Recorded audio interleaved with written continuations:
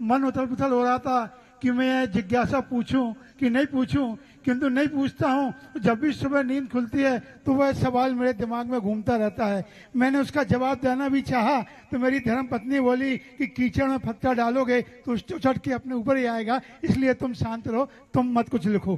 किंतु गुरुदेव वो पढ़ते पढ़ते इतना मन खिन्न हो गया, क्योंकि पहले वो अंग्रेज आए थे तो अंग्रेजों ने भी यही किया था कि फूट डालो और राज्य किया था। और अभी ये जो चल रहा है व्हाट्सएप में, ये भी समाज में फूट डालकर अपना एक ग्रुप विशेष बनाना चाहते हैं। जो अभी आपने बोला वो भैंसासुर रूपी जो है वो एक ऐसा माहौल बनाना चाहते हैं, एक माहौल ऐसा तय कर रहे हैं कि समाज टूट जाए और समाज में बिकटा न जाए। और गुरुदेव उसके लिए उन्होंने मंच का नाम दिया है, जिस मंच के खिलाफ मैं कभी लिख नहीं सकता हूँ। वो मंच का नाम भी उन्होंने विद्यासागर, आचार्य विद्यासागर समय सागर प्रभावना मंच दिया है। जब गुरुदेव उसमें तो कुछ लिख भी नहीं सकते, नहीं तो लिखने में हम लोग भी बहुत आगे हैं गुरुदेव, और हर चीज में आगे हैं। किंतु आपका जो हम लोगों को सदैव मार्गदर्शन मिला है, हम लोग कभी हिंसा नहीं चाहते। तो गुरुदेव मैं आपसे जिज्ञासा के माध्यम से ये जानना चाहता हूँ कि इन लोगों से किस प्रकार से निपटा जाए। अभी इन्होंने बहुत पहले खूब चलाया प्रशस्ति के ऊपर, आपने एक दिन जिज्ञासा समाधान में उसका जवाब दिया तो वो आज तक लिखना भूल गए,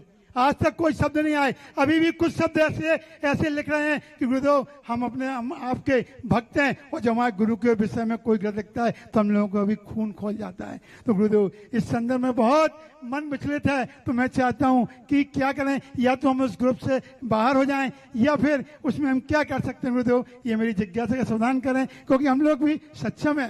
गुरुदेव नमोस्तु नमोस्तु नमोस्तु।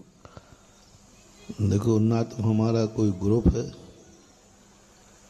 और ना हम वार्षिक चलाते हैं और ना वार्षिक पढ़ते हैं।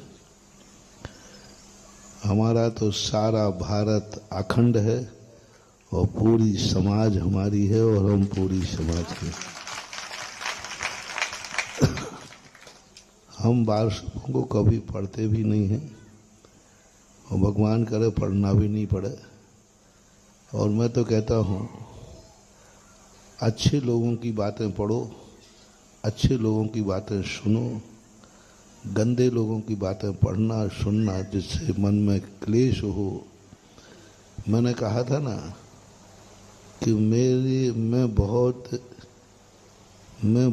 ज्ञानी हूँ, मैं बहुत ज्ञानी हूँ क्योंकि मेरी बात दुश्मन बहुत अच्छी तरह सुनते हैं।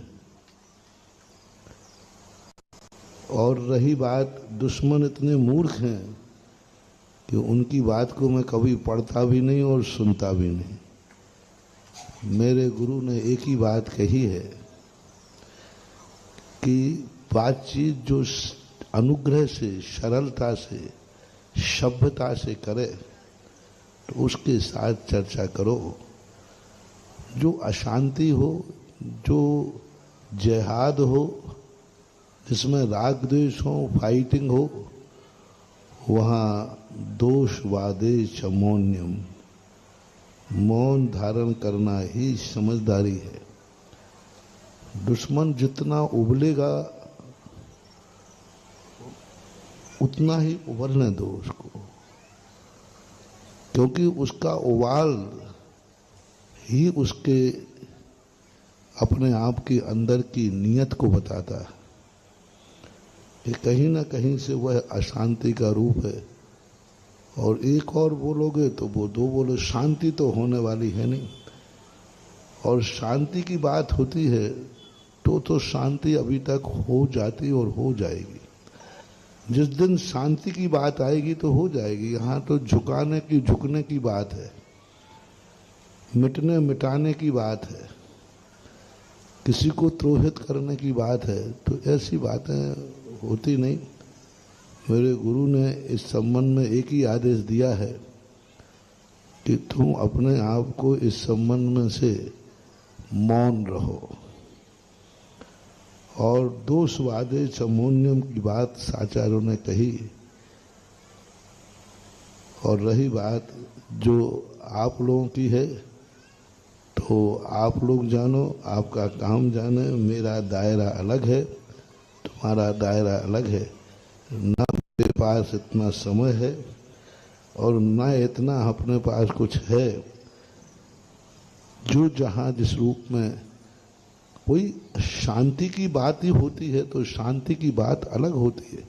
शांति की बात बारसों पर नहीं होती, शांति की बात चुनौती से नहीं होती, शांति की बात कोर्ट कचहरी से नहीं होती, शांति की बात एक आत्मीयता के साथ होती है। एक आत्मी वात्सल्य हो, आत्मीयता हो, अपनापन हो, वहाँ शांति होती है। बाकी ये अपने आप कर्म किसी को छोड़ता नहीं।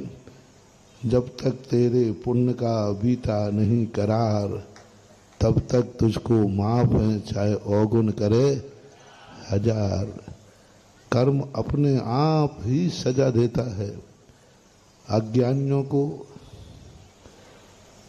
नकारात्मक सोच वालों को सजा हमें और आपको नहीं देना है, उनको सजा कर्म अपने आप देगा।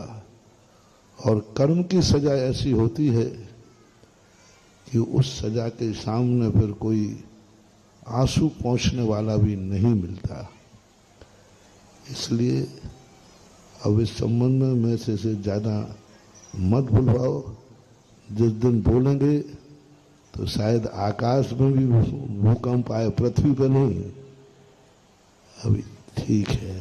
ओम शांति।